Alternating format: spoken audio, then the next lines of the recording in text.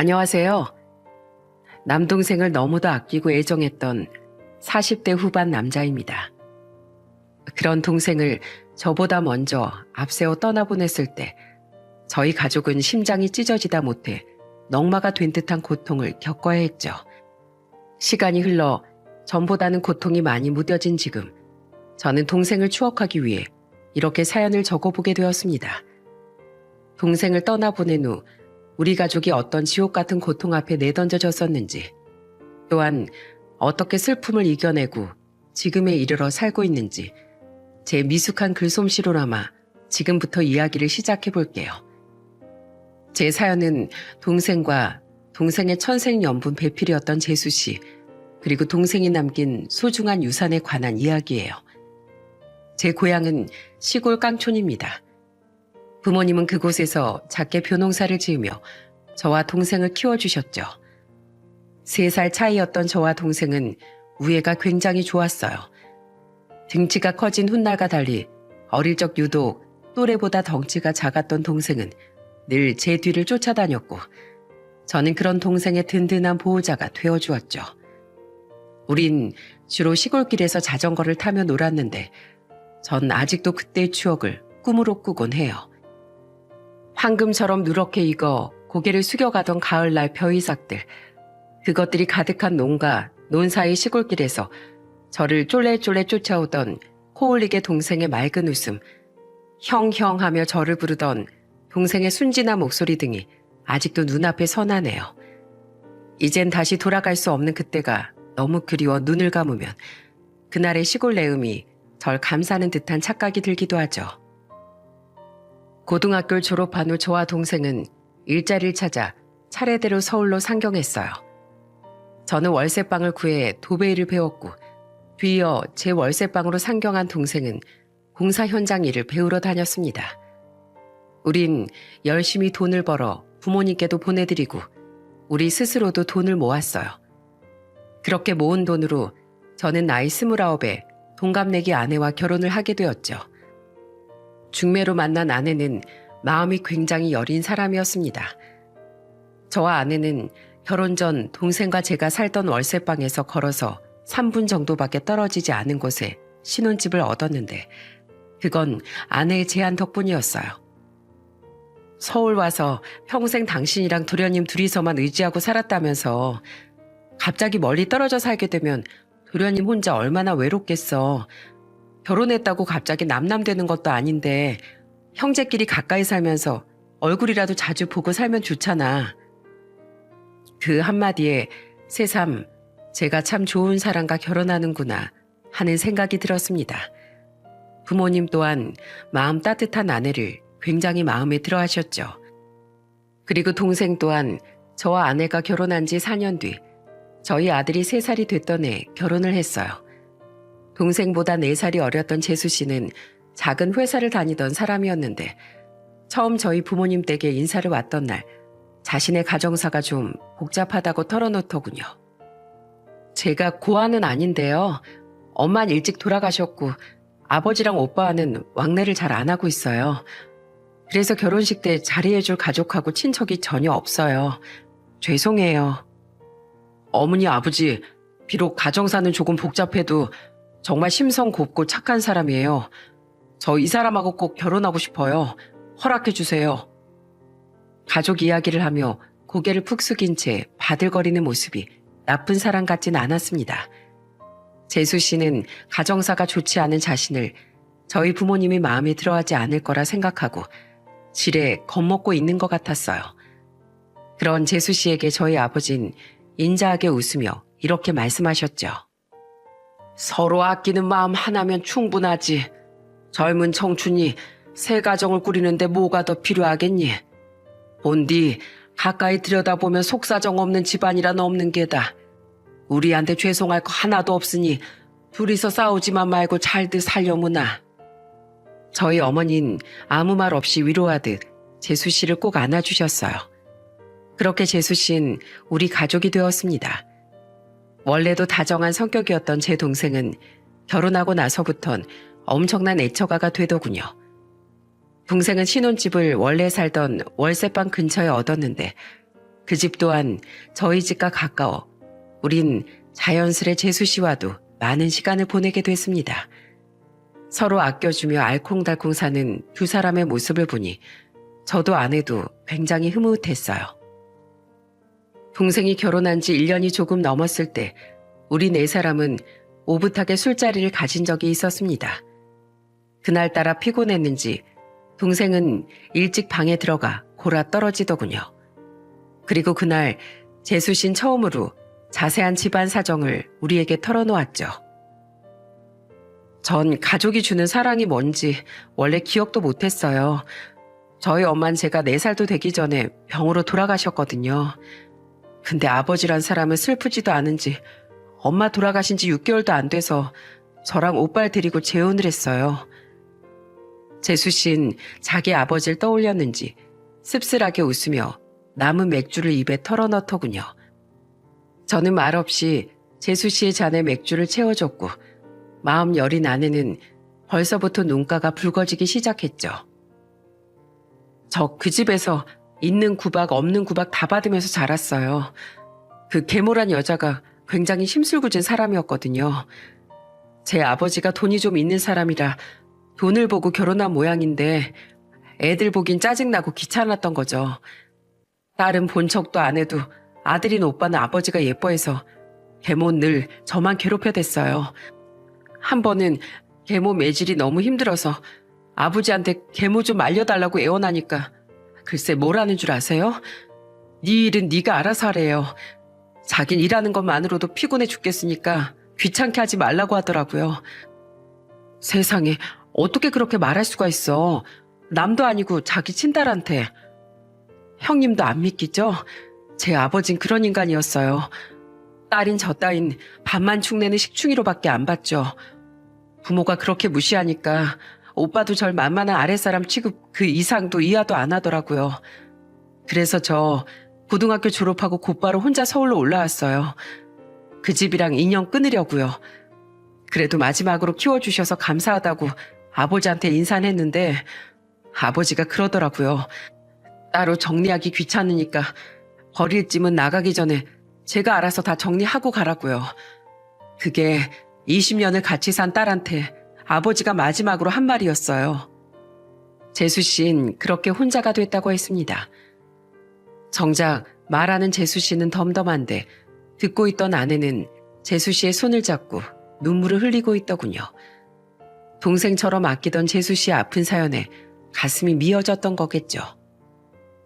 이후 재수 씨는 아무 일자리나 구해 고시원에서 살다가 닥치는 대로 돈을 모아 월세방을 얻었다고 했습니다. 그 이후 당시 일하던 회사에 들어가 일하다가 퇴근길에 동생이 운전하던 자전거에 치인 걸 계기로 동생과 인연이 되었다고 했어요. 제 동생은 멀지 않은 거리는 늘 자전거를 타고 다녔거든요. 그때 발목을 조금 접질렀는데 괜찮다는데도 남편이 너무 심하게 미안해하는 거예요. 병원비 물어준 걸로 당연히 끝내려고 했는데 기어코 제 회사를 물어보더니 제 퇴근길마다 자전거로 데리러 와서 집까지 태워다 줬어요. 자기가 일 특성상 출근 시간이 빨라서 출근길에 못 데리러 가도 자기 때문에 다친 거니까 제가 나을 때까진 퇴근길만큼은 자기가 절 책임지겠다고요. 전 자전거 탈 줄도 모르고 더더욱 남의 등 뒤에 타본 적도 없어서 불편했거든요.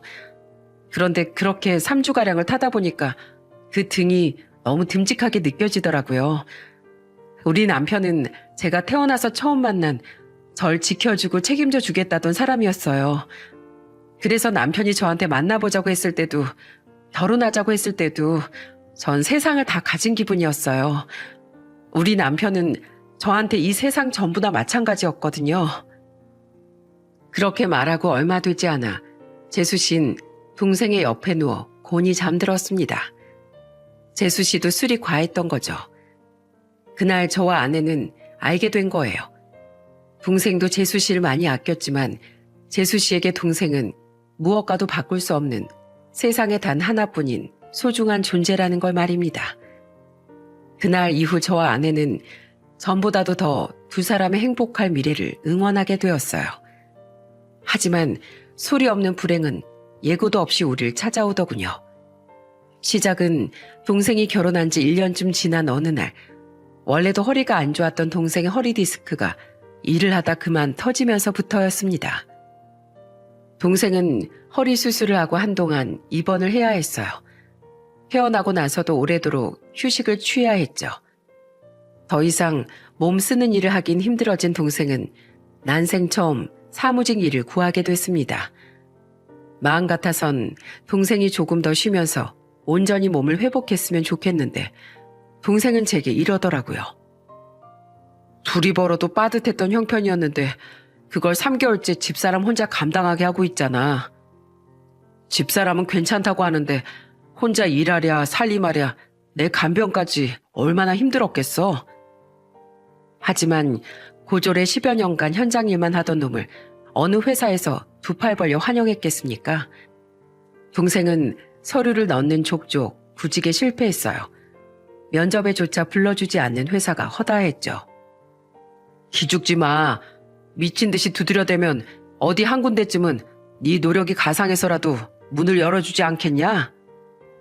저는 기죽어 가던 동생을 애써 위로했습니다. 그리고 드디어 구직 6개월 차에 동생은 작은 중소기업에 합격했어요. 장하다 내 동생. 축하해. 축하해요 서방님. 이제 어엿한 화이트칼라 대열에 합류하셨네요.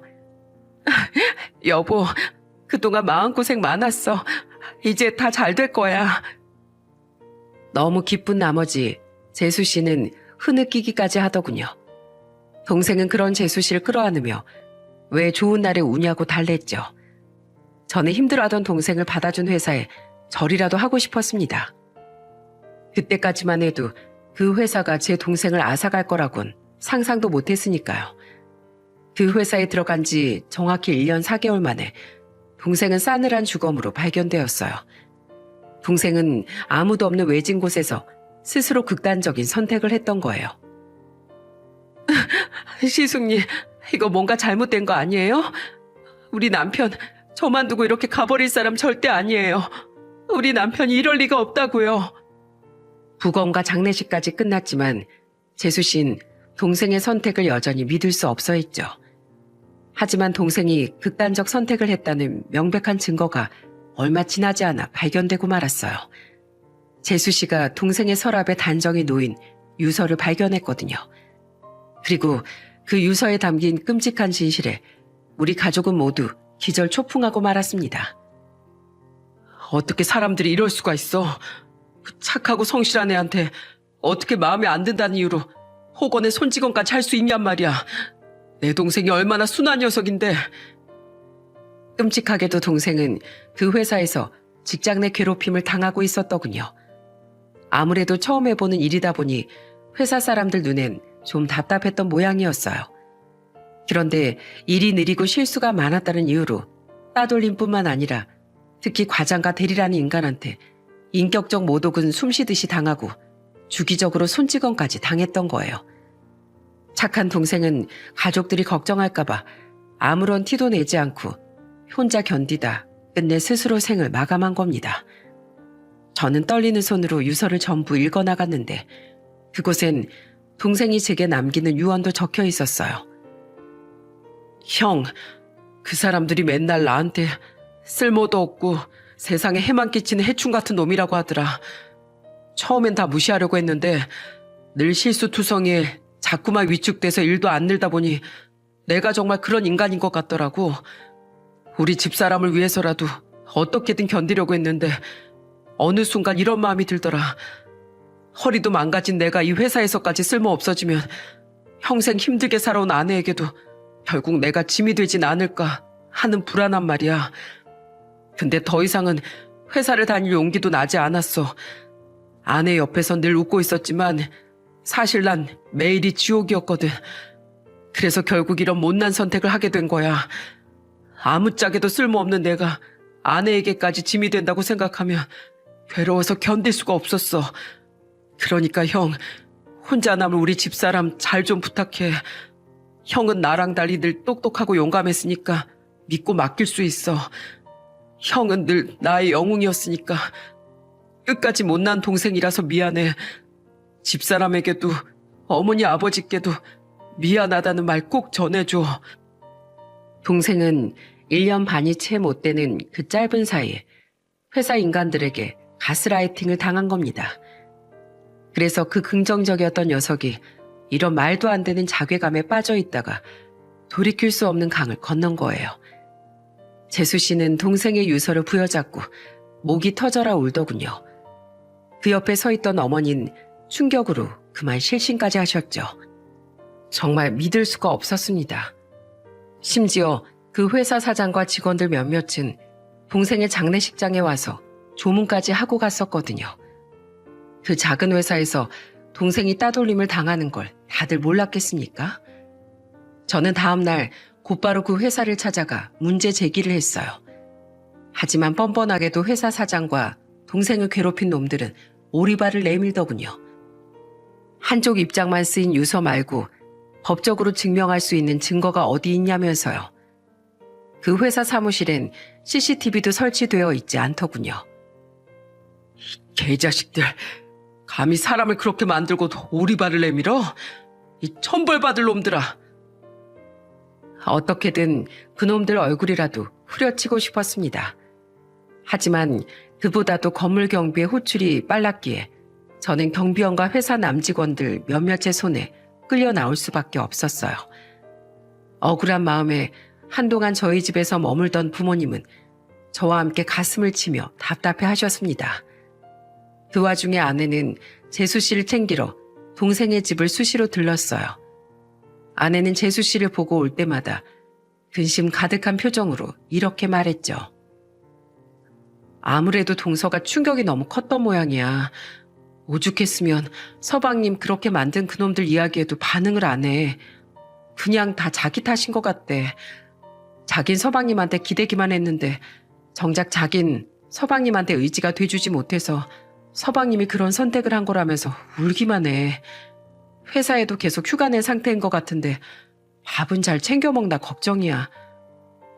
내가 해다 준 반찬도 거의 안 없어지는 것 같고. 당시 저는 어떻게든 동생의 억울함을 풀어보려 변호사도 알아보고 경찰서도 들락거리느라 경황이 없는 상태였습니다. 때문에 아내에게 당분간 재수 씨 좀 잘 신경 써달라고 부탁했죠. 재수 씨를 챙기러 집을 오간 건 저희 집에 와 계시던 부모님도 마찬가지였는데 동생의 장례식이 끝난 지 2주가 채 지나지 않아 우리에겐 더욱 청천벽력 같은 일이 생기고 말았어요. 모두들 그동안 부족한 절 많이 아껴주셔서 진심으로 감사했습니다. 남편의 흔적으로 가득한 이곳에 머무는 일이 괴로워 저 멀리 떠납니다. 그 사람 가족의 얼굴을 보는 것조차 제겐 고통이니까 부디 절 찾지 말아주세요. 부탁드립니다. 재수 씨는 저희 부부와 부모님께 똑같은 문자를 보낸 뒤 자취를 감추고 말았어요. 회사도 그만두고 살던 전셋집까지 처분한 뒤 말이죠. 스스로 행적을 감춘 거라 실종 신고도 불가능하고 극단적 선택이 크게 의심되지 않아 긴급 수색도 힘들다고 경찰에서는 말하더라고요. 어머니께선 땅바닥에 주저앉아 대성통곡을 하셨어요. 아이고 아가, 친정하고도 인연 끊은 애가 갈 데가 어디 있다고 떠나버린 게냐. 이 가영고사. 어머님 너무 걱정 마세요. 동서가 전화는 안 받아도 휴대폰 신호 오면 계속 가니까 제가 계속 연락해 볼게요. 동생의 억울함은 풀지도 못하고 재수 씨는 사라지고 정말 첩첩산중이었어요. 부모님은 그로부터 이틀 뒤 집으로 돌아가셨습니다. 두 분이 이곳에 계셔도 더 이상 할 수 있는 게 없다면서요. 저는 두 분을 집까지 모셔다 드렸는데 아버진 제 손을 잡고 간곡한 어투로 말씀하셨어요. 영호일이든 새아가일이든 소식 있으면 꼭 우리에게도 연락다오. 내가 그것들이 마음에 걸려서 죽어도 마음 편히 죽지도 못할 것 같구나. 돌아오는 길에 저는 갓길에 차를 세워두고 핸들을 내려치며 오열했습니다. 이 상황이 너무 억울하고 답답해서요. 그런데 그 다음날 놀랍게도 두 가지 사건 모두에 진전이 생기더군요. 하나는 우선 아내의 끈질긴 전화에 결국 재수 씨가 전화를 받았다는 거예요. 동서, 진짜 사람 애를 이렇게 태울 거야? 대체 어디야? 지금 내가 갈게. 아니에요, 형님. 오지 마세요. 저 건강하게 잘 있어요. 그냥 이대로 저 좀 내버려 두세요. 그럼 동서, 내가 어디냐고 캐묻지 않을 테니까 이거만 약속해줘. 어? 나랑 며칠에 한 번씩이라도 통화해. 내가 동서가 무사한지 알 수 있게. 또다시 연락이 끊길까 불안했는지 아내는 재수 씨에게 애타게 약속을 받아냈습니다. 연락이라도 됐다는 사실에 우린 조금이나마 안도할 수 있었죠. 그리고 그날 오후 제 휴대폰 번호로 누군가 전화를 걸더군요. 전화를 건 사람은 동생 회사에서 일하던 한 남직원이었습니다. 고영호 씨 형님분 번호 맞죠? 저번에 회사 오셨을 때 제발 누구든 연락 달라고 명함 던져놓고 가셨잖아요. 그거 보고 연락드려요. 저 영호 씨가 그 사람들한테 괴롭힘 당했던 거, 폭언 듣고 수차례 손찌검 당했던 것들 전부 다 음성 파일하고 동영상으로 가지고 있어요. 제가 보기에도 너무 지나치다 싶어서 나중에 영호 씨한테 도움 줄 수 있을까 해서 증거로 따로 모아두고 있었거든요. 하늘에서 내려준 동아줄 같은 소식에 전 당장 그 직원을 만나러 달려갔습니다. 그 직원은 증거들을 전부 USB에 담아 넘겨주며 제게 사과를 하더군요. 저도 영호 씨처럼 오래도록 취직 때문에 고생하던 사람이에요. 처음에 이 회사 와서 무시도 많이 받았는데 그래도 고영호 씨처럼 심한 짓은 안 당했어요. 그래도 같은 입장이 돼봤던 제가 나서서 도왔어야 했는데 그러지 못해서 죄송해요. 저도 잘릴까봐 겁이 났거든요. 그런데 아무리 고민해봐도 이건 아니라고 생각해서 저 오늘 사표 내고 영호 씨 형님 만나뵈러 온 거예요. 혹시 증인 필요한 일 있으면 꼭 저 불러주세요. 마지막이나마 이렇게라도 따돌림을 방관했던 일에 대해 사죄하고 싶습니다. 이렇게라도 도와주셔서 정말 감사드립니다. 그 직원에게 사례라도 하려고 했지만 그 직원은 자신도 똑같은 죄인이라며 한사코 거절하더군요. 집에 가서 그 자료들을 살펴보니 이루 말할 수 없는 피눈물이 흐르더라고요. 사람을 무릎 꿇리고 두꺼운 책으로 머리를 퍽퍽 쳐대고 발길질에 부모님을 들먹이는 욕설까지 참을 수 없을 만큼 치가 떨렸죠. 저는 그 자료들을 가지고 곧장 그놈들을 동생의 극단적 선택을 방조한 혐의로 고소했습니다. 그리고 그 회사 사장에게도 다시 찾아가 증거를 들이밀며 정말 몰랐냐고 따져 물으니 사장은 딴청을 피우며 이러더라고요. 나는 진짜 몰랐다니까요. 사표 쓰고 나간 직원이 보여준 증거 영상 보고 곧바로 그 두 놈 회사에서 잘라버렸어요. 그 정도면 나도 할 만큼 한 거 아닙니까? 사과 한마디 없이 그저 빠져나가려고만 하는 사장이 미웠지만 어쩌겠습니까? 더 이상 제가 할 수 있는 일은 없었어요. 저는 그 사장에게 이딴 식으로 사람 대하다 곧 망하고 말 거라는 악담을 퍼붓고는 회사를 나와버렸죠. 그 뒤로 정말 폭풍 같은 시간이 흘러갔어요. 고소가 진행되는 동안 아내는 일주일에 한 번 정도 재수 씨와 통화를 할 수 있었어요. 고소 진행하랴 일하랴 혼이 쏙 빠진 채 집으로 돌아오며 한 번씩 아내가 재수 씨와 통화한 이야기를 들려주더군요. 동서 정말 많이 힘든가 봐. 서방님 그렇게 만든 놈들 전부 고소할 수 있었다고 해도 제일 큰 죄인은 여전히 자기 자신이래. 자길 벌줘야 한대. 우리 동서 정말 불쌍해서 어떡해. 하지만 재수 씨의 그 드문 연락마저도 결국엔 끊기고 말았습니다. 네 번째 통화를 마친 아내는 아직 퇴근하지 않은 제게 전화를 걸어 오열을 하며 말했어요. 여보, 동서가 이제 제발 자기한테 연락하지 말아달래.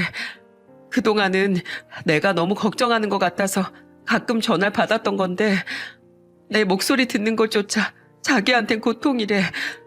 정말 죽을 것 같대. 그런 사람한테 어떻게 내 마음 편하자고 계속 연락하자고 하겠어. 그래서 미안하다고 부디 제발 몸 건강하게 잘 살라고 말해줄 수밖에 없었어. 사랑하는 가족이기에 더 이상 연락을 해선 안 된다는 모순이 아내를 슬프게 만드는 것 같았습니다. 저 또한 그런 재수 씨의 처절한 부탁에 억장이 무너졌죠. 저희 부모님께서도 그 이야기를 듣곤 사람 인생엔 어쩜 이렇게 모진 일이 가득하냐며 한탄하셨어요. 그렇게 우린 재수 씨를 더 이상 찾지 못하고 놓아줘야만 했습니다. 이후 법적인 공방 끝에 동생을 괴롭혔던 두 놈은 법의 심판을 받았습니다. 가장 악질인 과장이란 놈은 교도소 신세를 지게 되었고 대리라는 인간은 분하게도 집행유예 선고를 받았죠. 미안하다 영호야. 형이 더 큰 복수를 해주지 못해서 정말 미안해. 울지마 여보. 당신은 최선을 다했어. 우리 이제 동서도 서방님도 그만 보내주자. 서방님도 많이 지치셨을 거야. 두 사람을 한순간에 떠나보낸 삶은 쓸쓸하기 그지없었어요. 다 같이 모여 떠들썩했던 저희 집의 주말도, 명절이면 부산스러웠던 시댁도 무서우리만지 조용해졌죠. 아빠, 왜 작은 아빠랑 작은 엄만 이제 안 놀러와? 아직 초등학교도 들어가지 않았던 아들은 자신에게 잘해주던 동생 부부를 보고 싶어 했습니다. 장례식장에 함께 있었지만 죽음이 뭔지 아들은 잘 몰랐으니까요. 초등학교에 들어간 이후 동생이 영영 돌아오지 못할 곳에 갔다는 사실을 비로소 알았을 때 아들은 자기 엄마를 끌어안고 엉엉 울었었어요. 그 어린아이의 마음에도 오랫동안 잊히지 않을 정도로 동생 부부는 정말 다정하고 선한 사람들이었던 거예요. 가족 모두 재수 씨를 걱정하고 그리워하며 시간은 그렇게 흘러갔습니다. 연락이 끊긴 지 1년 뒤 혹시나 하는 마음에 전 재수 씨에게 전화를 해보았어요. 하지만 번호를 바꾼 건지 이미 그 번호는 웬 중년의 남자 소유가 되어 있었죠. 그런데 동생이 세상을 떠난 지 8년 뒤 어느 날 기적 같은 재회가 우리에게 찾아왔습니다. 퇴근하고 집으로 돌아와 쉬고 있는데 갑자기 초인종이 울리더라고요. 당시 중1이던 아들은 학원에 가 있을 시간이고 애초에 아들이 초인종을 누를 일도 없지 않겠습니까? 의아한 마음으로 현관문을 열어본 전 순간 놀란 나머지 그 자리에 얼어붙고 말았어요. 시숙님, 잘 지내셨어요? 그곳에 서 있던 사람은 다름 아닌 8년 전 행방불명됐던 재수 씨였습니다. 그런데 어디가 아픈 건지 안색도 엉망이고 두 볼과 눈 밑은 퀭하게 꺼져 있었어요. 재수 씨는 한 손엔 작은 짐가방을 들고 있었는데 다른 한 손엔 웬 어린 남자의 손을 잡고 있더라고요. 그 아이 또한 재수 씨처럼 아주 비쩍 말라있더군요. 잠시 멍해 있던 전 퍼뜩 정신을 차리고 재수 씨와 그 애를 집 안으로 들였어요. 여보, 누구야? 동서? 찌개를 끓이다 거실을 내다본 아내는 재수 씨를 보자마자 들고 있던 국자를 떨어뜨리고 말았습니다. 아내는 한달음에 달려가 재수 씨를 와락 껴안았어요. 아내는 엉엉 울음을 터뜨리며 앙상해진 재수 씨의 등을 쓰다듬었죠. 이게 대체 얼마만이야, 동서. 그렇게 번호까지 바꾸고 사라져버려서 얼마나 걱정했는지 알아? 근데 이 애 누구야? 어? 몸은 또 왜 이렇게 말랐어? 지금 어디 살아? 아내의 쏟아지는 질문에 재수 씨는 눈물을 흘리며 보고 싶었다는 말만 내뱉더군요. 그 와중에 전 재수 씨가 데려온 남자애가 누군지 궁금했습니다. 혹시 재수 씨가 재혼이라도 한 건가 싶어 아무 생각 없이 그 애를 물끄러미 바라봤어요. 그런데 보면 볼수록 굉장히 낯이 익더라고요. 그리고 이 애를 대체 어디에서 봤을까 잠시 고민하던 전 순간 벼락을 맞은 듯한 충격에 재수 씨를 보며 물었습니다. 재수 씨, 이 애 설마 영호 아들이에요? 하지만 분명 재수 씨는 홀몸이었는데? 우리 남편 아들 맞아요, 시숙님. 올해 9살 됐어요. 신우야, 인사해. 이분이 네 큰아빠고 이분은 큰엄마야. 안녕하세요. 고 신우입니다. 시숙님, 8년 만에 나타나서 정말 염치 없는 말이라는 거 알지만 이 아이 좀 제발 보살펴 주세요. 사실 제가 얼마 못 살 것 같아서 두 분께 우리 아들 좀 부탁드리러 온 거예요. 그 애는 어린 시절의 제 동생과 붕어빵처럼 닮아 있었어요. 재수 씨는 그 애가 제 동생의 아이가 맞다고 말했습니다. 재수 씨는 우리를 떠난 지 2개월 뒤, 그러니까 아내와 연락을 끊은 지 고작 2주 뒤에 자신이 임신한 사실을 알았다고 했어요. 남편을 잃은 고통에서 벗어나기도 전에 홀로 출산의 아픔을 겪어야 했을 재수 씨가 안쓰러워 전 재수 씨를 와라감고 대성통곡을 하고 말았습니다. 재수 씨, 그럼 그동안 이 애를 혼자 키워왔던 거예요? 얼마나 고생을 했으면 재수 씨도 애도 이렇게 말랐어요. 진즉 우릴 찾아왔어야죠. 혼자서 얼마나 힘들었어요. 마지막으로 경악한 아내 또한 재수 씨의 손을 잡고 오열했습니다. 앙상하게 뼈만 만져지는 재수 씨의 어깨에서 그간의 고생이 역력하게 느껴졌어요. 재수 씨 또한 우리가 울음을 터뜨리니 함께 눈물을 흘렸죠. 우린 겨우 눈물을 그쳤고 저는 재수 씨에게 다그치듯 물었습니다. 재수 씨, 답답하니까 말 좀 해주세요. 그동안 어떻게 사셨던 거예요? 그리고 얼마 못 산다니 그건 또 무슨 소리예요? 어디가 어떻게 아픈 거예요? 네? 병원은 가보셨어요? 저 사실 유방암이에요. 요즘 유방암은 암 취급도 안 한다던데 저는 혼자 애 키우면서 일만 하고 살다가 암 3기가 돼서야 발견됐어요. 사실 그때라도 치료를 받았어야 했는데 월세방에서 여자 몸으로 혼자 애 키우면서 살고 있던 터라 일을 쉴 수가 없었어요. 제가 없으면 애를 돌볼 사람도 없고요.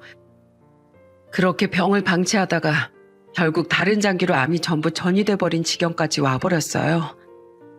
그러니까 왜 그 지경까지 우리를 안 찾아왔냐고요. 저 돈 충분히 모았어도 이 전셋집에서 8년 동안 이사 한 번 안 갔어요.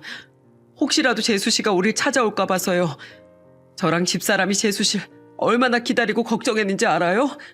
우리만 재수 씨 가족이라고 생각했던 거예요? 죄송해요. 저도 마음만은 두 분을 몇 번이나 찾아뵙고 싶었어요. 의지하고 싶었다고요. 저 처음엔 정말 두 분도 어머님 아버님도 보기가 힘들어서 떠났어요. 사실 혼자 남편 뒤따라가려고 휴대폰도 없앴던 건데 그때 우리 아들 임신했다는 걸 알게 됐어요. 하지만 그때도 가족들 보는 일은 여전히 괴로워서 혼자 애를 키우기로 결심한 거예요. 애 혼자 낳고 정말 안 해본 일 없이 열심히 살았어요. 날이 갈수록 애 아빠 닮아가는 우리 아들 보면서 언젠간 가족들에게도 우리 신우 데리고 찾아가야지, 조그만 아픔이 무뎌지면 찾아가야지 하다가 암 선고를 받게 된 거예요. 그런데 암 선고를 받으니 재수 씨는 더더욱 우리를 찾아오기 힘들었다고 말하더군요. 그렇게 이기적으로 가족들을 떠날 때는 언제고 몸이 아프니 이제와 도와달라고 말하는 것 같아 염치가 없었다고요. 근데 몸이 이 지경이 되고 나니까 어떻게든 제가 더 잘못되기 전에 우리 신우만은 안전한 곳에 맡겨야 된다는 생각이 들더라고요. 시숙님, 형님, 제가 비록 두 분께 남길 유산은 별로 없지만 제발 죽은 우리 남편을 생각해서라도 우리 신우 좀 맡아주세요. 저 이제 몸이 망가져서 일조차 제대로 못한단 말이에요.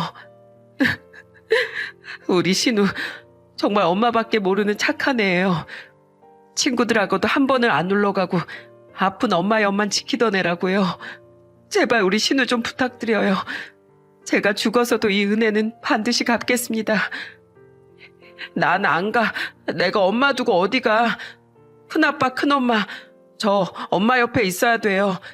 그러니까 제발 우리 엄마 좀 살려주세요. 네? 우리 엄마 많이 아파요. 그런데 저 때문에 병원도 못 가고 약도 못 사 먹어요. 전 우리 엄마 없으면 안 돼요. 재수 씨의 말에 조카는 자기 엄마를 꼭 끌어안고 울더군요. 그 어린 것이 정말로 어찌나 엄마를 아끼는지 멈췄던 눈물이 또다시 쏟아지고 말았죠. 그리고 그런 조카의 모습에서 마지막까지 자기 아내를 제게 부탁했던 유서석 동생의 말이 떠올랐어요. 저는 손등으로 눈물을 훔치며 재수 씨에게 말했습니다. 재수 씨, 난 지난 8년 동안 재수 씨를 지켜달라는 동생의 유언을 지키지 못해서 하루하루 죄책감 속에 살았어요. 동생을 잃은 저한테 동생의 유지를 지킬 기회마저 더 이상은 빼앗지 말아주세요. 재수씨, 아직 포기하지 말고 우리 치료받아요. 우리가 도울게요. 재수씨도 신우가 우리가 다 보살필 테니까 제발 넌 우리 앞에서 사라지지만 말아주세요.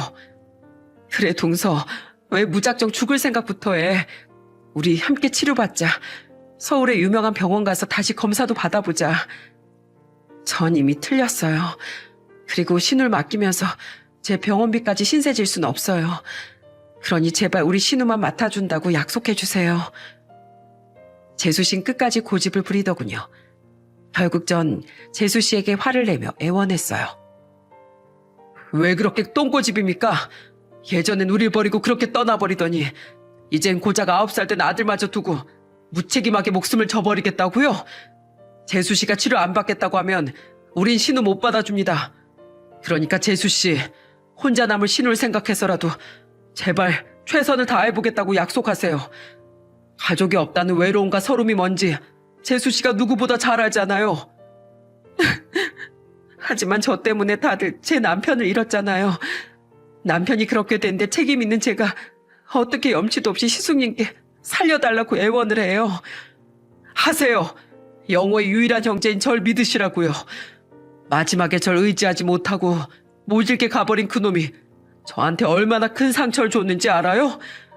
정말 저를 생각한다면 똑같은 상처 제게 2번은 주지 마세요. 그렇게 울음 섞인 말싸움 끝에 저는 재수씨를 설득할 수 있었습니다. 재수씨의 긍정이 나오자마자 아내는 재수씨를 끌어안고 잘했다고 말하며 흐느꼈죠. 그날 저녁 학원에서 돌아온 우리 아들은 처음엔 재수씨를 몰라보다가 나중에서야 작은 엄마임을 알아보더군요. 재수씨는 우리 아들을 꼭 껴안고 감격에 겨운 듯 말했어요. 애들은 금방 큰다더니 우리 종현이 정말 훤칠하게 잘 컸구나. 다음날 저와 아내가 제일 먼저 한 일은 유명한 병원이란 병원엔 죄다 전화해서 재수씨의 진료 예약을 잡는 일이었어요. 워낙에 예약이 꽉꽉 들어차 있던지라 나흘 뒤 우린 딱 하나 남은 시간에 예약을 할 수 있었죠. 그리고 저와 아내는 2사람을 태우고 그들이 살던 경기도 월세방으로 향했어요. 재수씨의 짐을 전부 저희 집으로 옮긴 뒤 월세방을 빼려고요.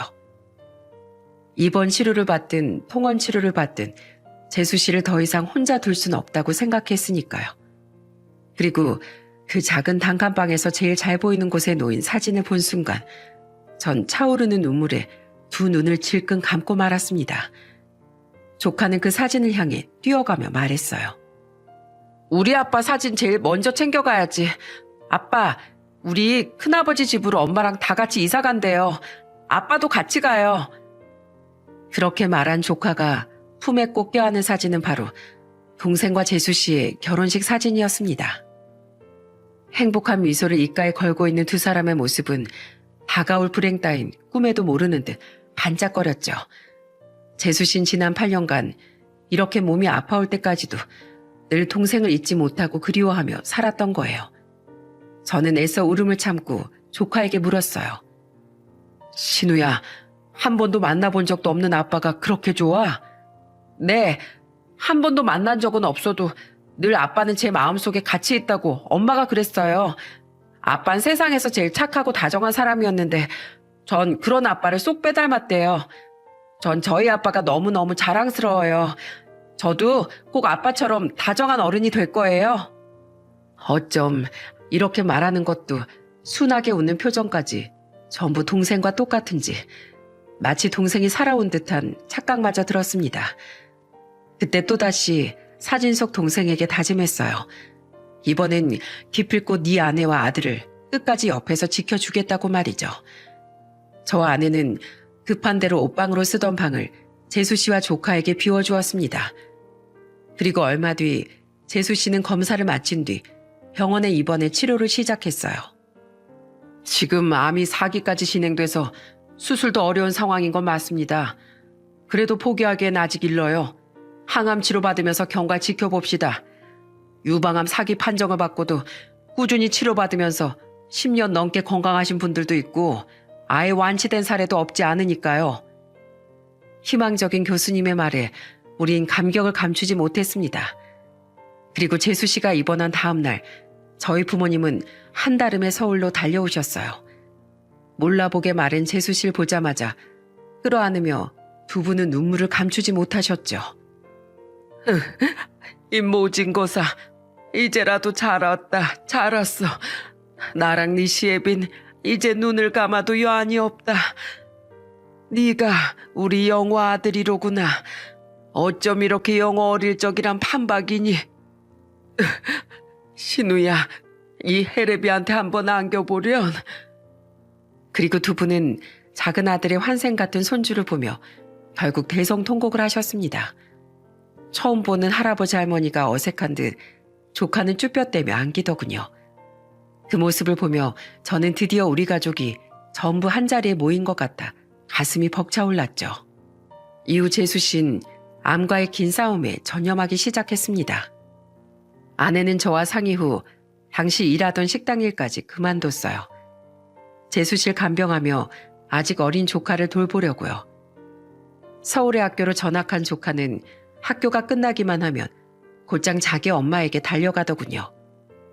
그냥 집으로 가 있으래도 그 어린 것이 얼마나 영특한지 혼자 버스까지 갈아타가며 병원으로 온다고 아내는 기특한 듯 말했죠. 동서가 그러더라. 가족들 품에서 살 수 있다는 희망을 보게 되니까 자꾸만 더 살고 싶어진다고. 꼭 살아서 우리한테 은혜도 갚고 서방님이랑 똑 닮은 신우가 대학도 가고 또 결혼도 하는 모습도 보고 싶다는 욕심이 생긴데 참 잘된 일이지? 재수 씨는 입원과 퇴원을 반복하며 꾸준한 치료를 이어갔습니다. 조카는 그런 자신의 엄마를 열심히 응원했어요. 한 번은 재수 씨가 통원 치료를 받던 시기였는데 어버이날을 맞아 학교에서 부모님께 편지 쓰기를 시켰다더군요. 핑킹 가위로 오려 삐뚤빼뚤한 색종이 카네이션을 재수 씨 가슴팍에 달아주는데 카네이션을 달고 조카가 쓴 편지를 읽던 재수 씨는 눈물을 뚝뚝 흘렸습니다. 조카가 부끄러워할까봐 조카가 잠든 후 저와 아내는 그 편지를 읽어볼 수 있었는데 그 안엔 조카의 엄마에 대한 애정과 간절함이 듬뿍 담겨 있었어요. 엄마, 작년에 제가 카네이션 드렸을 때 엄만 저한테 이게 마지막 카네이션이 될 거라고 말씀하셨잖아요. 근데 전 올해에도 더 건강해진 엄마한테 카네이션을 드릴 수 있게 됐어요. 제가 내년에도 또 내년에도 엄마한테 더 예쁜 카네이션 선물해 드릴게요. 그러니까 꼭 오래오래 신우 옆에 있어주세요. 사랑해요, 엄마. 제가 더 이상 살지 못한다는 생각에 신우한테 이런 몹쓸 말을 했어요. 애가 얼마나 그 말이 상처가 됐으면 이런 말을 썼을까요? 더 이상 신우가 상처받지 않게 저 꼭 있는 힘을 다해서 건강해질 거예요. 제가 이런 희망을 품을 수 있게 해주셔서 정말 감사해요, 시숙님, 형님. 그렇게 치료를 받기 시작한 지 5년이 지난 지금 재수 씨가 어떻게 지내는지 아십니까? 재수 씨는 끝없는 노력 끝에 기적 같은 회복을 이루어냈어요. 시숙님, 오늘 퇴근하고 집에 갈 때 삼겹살 좀 사갈까 봐요. 종현이가 올해로 고3인데 체력 떨어지지 않게 매일같이 보양식 좀 해줘야겠어요. 아직 완치 판정을 받지 못했지만 재수 씨는 지금 추적 검사를 받으며 남들과 다름없는 일상생활을 하고 있답니다. 저도 몰랐는데 정말로 유방암 사기에 접어들었던 분들 중엔 꾸준히 치료를 받으며 건강한 생활을 하고 계신 분들이 꽤 많더라고요. 지금 재수 씨는 저와 함께 일을 하며 도배를 배우고 있어요. 몸이 많이 회복되었던 작년에 재수 씨가 먼저 제게 일을 배우고 싶다며 부탁했거든요. 처음엔 아직 아픈 사람이 잘 해낼 수 있을까 걱정됐는데 웬걸 사람이 워낙에 야무지고 꼼꼼해 남들보다 배는 빠르게 일을 습득하더라고요.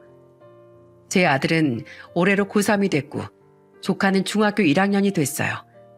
고맙게도 재수 씨는 제 아내와 함께 고3인 저희 아들을 많이 챙겨주고 있습니다. 또한 더 이상 재수 씨를 기다릴 필요가 없으니 3년 전 우린 드디어 전셋집을 빼고 방 4개짜리 자가로 이사도 했어요. 비록 식구가 많아져 넓은 집이 필요하다 보니 조금 낡은 빌라를 매매하긴 했지만 내부를 싹 올수리하고 나니 완전히 새집 같아 보여 다들 환호성을 지르기도 했죠. 할아버지, 밖에 세워져 있는 자전거 저 타도 돼요? 형이랑 타고 오려고요. 그럼 당연하지. 우리 신우 자전거 잘 타니? 네, 종현이 형이 가르쳐줬어요. 형은 못하는 게 하나도 없어요. 형은 완전 제 슈퍼맨이라니까요. 둘 다 형제 없이 자라서 그런지 저희 아들과 조카는 5살 차이임에도 불구하고 친형제처럼 스스럼 없이 지내고 있습니다. 처음엔 조금 어려워하더니 어느덧 조카는 저희 아들 뒤를 졸졸 쫓아다니며 제 형이 하는 건 죄다 따라하더라고요. 저희 아들 또한 그런 조카가 귀여웠는지 친동생처럼 아껴주고 있죠. 명절이나 가끔 부모님 댁에 내려갈 때마다 두 아이는 나란히 자전거를 타고 시골길을 달리곤 합니다. 그 모습을 보면 마치 어린 시절 해맑게 저를 따라다니던 동생이 떠올라 저도 부모님도 두 아이가 멀리 점이 되어 사라질 때까지 그 뒷모습을 한참이나 바라보곤 해요. 아낸 더 이상 재수 씨 간병을 하지 않아도 되자 다시 식당 일을 구해 나가고 있습니다. 그런데 그 일이 유일하게 아내와 재수 씨가 가끔 입씨름을 하는 문제가 되더군요. 아이고 허리야. 봐봐요 형님. 제가 마사지 좀 해드릴게요. 형님, 이제 저도 돈 벌어서 살림에 보태고 있는데 일을 그만두던가 쉬엄쉬엄 2시간씩만 하던가 하세요. 맨날 그렇게 허리 아프시다면서 왜 그 힘든 식당 일을 계속하세요. 동성 그 돈 열심히 모아서 나중에 신우 장가 보낼 때나 보태. 신우 대학 학비까진 우리가 열심히 벌어서 내줄 테니까. 또 그 소리 하신다. 저도 벌 만큼 벌어요. 제발 이 동서 말 좀 들으세요. 알았어. 생각해 볼 테니까 얼른 거기 허리나 좀 문질러 봐봐. 아휴, 난 동서 손이 세상에서 제일 야무지고 시원하더라. 내가 동서 하나는 참 잘 뒀지 뭐. 저도 재작년에 번듯한 도배 가게를 차렸기에 저 또한 재수 씨의 말처럼 몸이 약한 아내가 일을 쉬었으면 하는 바람이에요.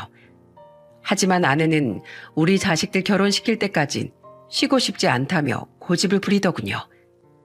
그 자식들엔 조카까지 당연히 포함된 말인 걸 알기에 재수 씨는 더더욱 고마워하면서도 미안해하곤 하죠.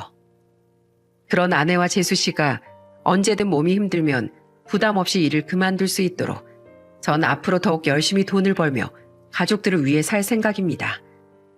그렇게 제 아내와 아들뿐 아니라 동생이 세상에 남긴 유일한 유산인 재수 씨와 조카가 생애 마지막까지 행복하게 살 수 있도록 늘 든든한 조력자로서 옆에서 지켜주며 살고 싶어요. 부디 어렵게 되찾은 지금의 행복이 영원히 깨지지 않고 오래도록 이어지길 바라면서요. 여러분, 저는 우리 가족처럼 갑작스럽게 가족을 잃은 분들께 이런 말씀을 드리고 싶습니다. 세상이 전부 원망스럽고 찢어진 마음은 영원히 꿰매질 수 없을 것 같지 않으신가요? 그래도 묵묵히 견디며 그저 살아가셨으면 좋겠어요. 세상에 영원한 불행이 없듯이 긴 이별 끝엔 반드시 또 다른 소중한 존재가 다가오기 마련이고 그 소중한 만남은 다른 종류의 행복을 이끌고 올 테니까요. 그렇게 떠나간 이의 유지를 지키며 내 가족이 못다 누리고 간 남은 생을 살아내는 거. 그게 남은 이들이 그들에게 해줄 수 있는 최선이 아닐까 싶습니다. 그럼 전 하늘에 있는 제 동생에게 짧은 편지를 남기며 이만 사연을 마치겠습니다. 영호야, 그곳에선 편안하니? 한동안 힘든 삶을 견뎌했던 재수 씨와 네 아들을 보면서 많이 가슴 아팠지? 늦었지만 이제라도 이 형은 재수 씨를 부탁한다는 이 마지막 유언을 지키며 살고 있다. 날이 갈수록 네 아들이 널 많이 닮아가. 부디 네 아들에겐 너와 같은 불행이 펼쳐지지 않길. 혹시 피치 못할 불행이 닥쳤을 때 과거와 달리 이번엔 내가 네 아들에게 든든한 버팀목이 될 수 있기를 하늘에서 간절히 바라다오. 보고 싶다 내 동생. 먼 훗날 다시 만나면 그땐 오랜만에 형하고 황금빛으로 물들어가는 하늘 아래 그리운 시골길을 걷자. 사랑한다.